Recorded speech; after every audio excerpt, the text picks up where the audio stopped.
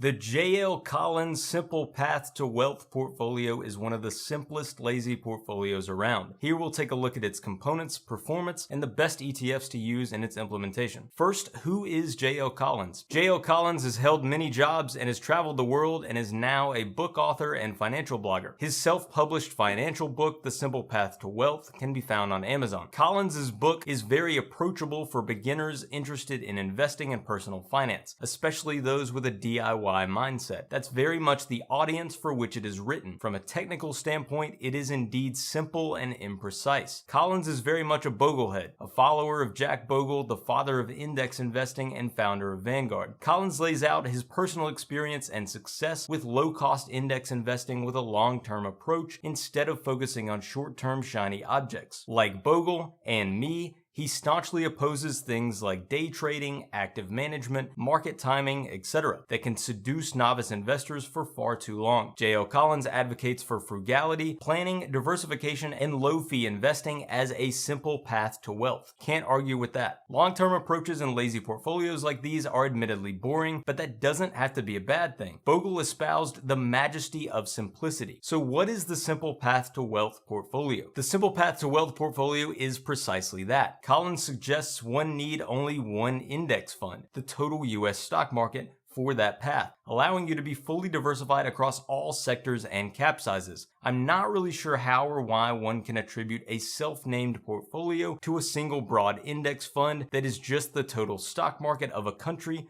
but here we are. Thus, the J.L. Collins Simple Path to Wealth portfolio is simply as follows. 100% US stock market. Since this portfolio is just the US stock market, we can look at its performance from 1972 through 2021. During that time, we can see the US stock market had a CAGR above 10%, but with pretty significant volatility and drawdowns as we'd expect. And there's the rub. With its extreme simplicity, although the Simple Path to Wealth portfolio is diversified across all sectors and cap sizes, we're still investing in only one asset type in one single country. Consequently, I firmly disagree with J.L. Collins on two main points, which are the two primary criticisms usually seen of the Simple Path to Wealth portfolio. First, you probably noticed there are no international stocks. Collins argues that dedicated exposure to stocks outside the US is unnecessary because US companies do business overseas. I've always found this argument pretty silly. I think it is a flawed, lazy, reductive view of global equities investing. First, a US company will act like a US stock regardless of where its sales are coming from. That is, a single stock's market risk component will move with the broader US stock market. Secondly, the US is one single country out of many in the world. We wouldn't expect it to outperform every year, and indeed it hasn't historically. If it did, that outperformance would also lead to relative overvaluation and a subsequent reversal. The legendary Meb Faber found that the US stock market has outperformed foreign stocks by 1% on average historically,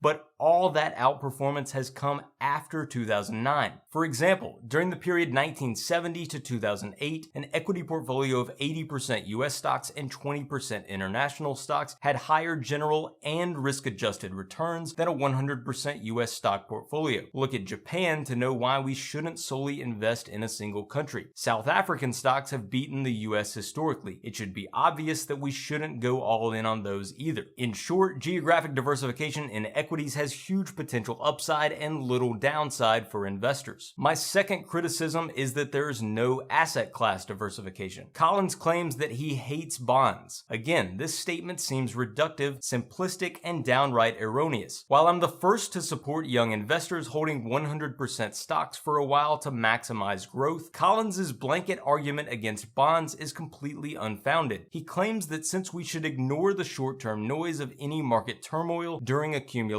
we don't need bonds. That sounds great on paper, but the emotional and psychological aspects of investing are unfortunately very real. The reality is most investors will pay attention to the short-term noise and don't have the stomach for a 100% stocks position during a market crash. Investors tend to severely overestimate their tolerance for risk, only realizing this during a crash when they panic sell. Asset allocation should obviously depend on one's time horizon and personal risk tolerance, one that lets you sleep at night and stay the the course is the right one for you, which may very well include bonds. And since we're talking about a lazy portfolio in which allocations may not change over one's investing horizon, it would be naive to simply throw bonds out the window for no reason, and any advisor worth their salt would and should scoff at the idea. Collins does admit that an investor at or near retirement should probably have some bonds in their portfolio, but even then he caps it at 25% and makes no mention of tips. That doesn't make much sense either. I suppose he's never heard of sequence risk or inflation, but long bonds also beat stocks from 2000 to 2020 with much lower volatility and risk. So a lower performance argument doesn't hold much weight either. If we look at strips like Vanguard's EDV, the performance difference widens even further. We also know there have been plenty of periods where the market risk factor premium was negative, i.e. when T-bills beat the stock market. The 15 years from 1929 to 1943, the 17 years from 1966 to 1982, and the 13 years from 2000 to 2012. Collins claims to be a Boglehead, but he must have missed the sections on international stocks and global bonds. Using Vanguard's low-cost ETF for the total US stock market, we can construct the J.L. Collins Simple Path to Wealth portfolio like this: VTI at 100%. Older investors or those with a lower risk tolerance will probably prefer to hold some bonds. I'm a fan of an 80-20 asset allocation for the average investor, as in one size fits most. Using Vanguard's total US bond market ETF, we can construct the 80-20 Simple Path to Wealth portfolio as follows: 80% VTI and 20% BND. I'll provide this pie in the description for those who happen to use M1 Finance. If you want to add some international stocks, and I would, it then basically just becomes the Boglehead's 3-fund portfolio, which I've also got a video on here. In conclusion, the general Boglehead philosophy of index investing put forth by J.L. Collins is great. His specific investing advice is perhaps not so great. My criticisms earlier may sound harsh, but I find it strange that someone would draw hard subjective conclusions and publish a book without taking a few minutes to look at some data. Granted, again, it's meant to be simple, and his beginner audience would not be expected to challenge him on his positions. So in short, diversify globally and add bonds based on your personal time horizon and risk tolerance. In other words, consider the Boglehead's 3-fund portfolio. What do you think of the J.L. Collins Simple Path to Wealth portfolio? Let me know in the comments.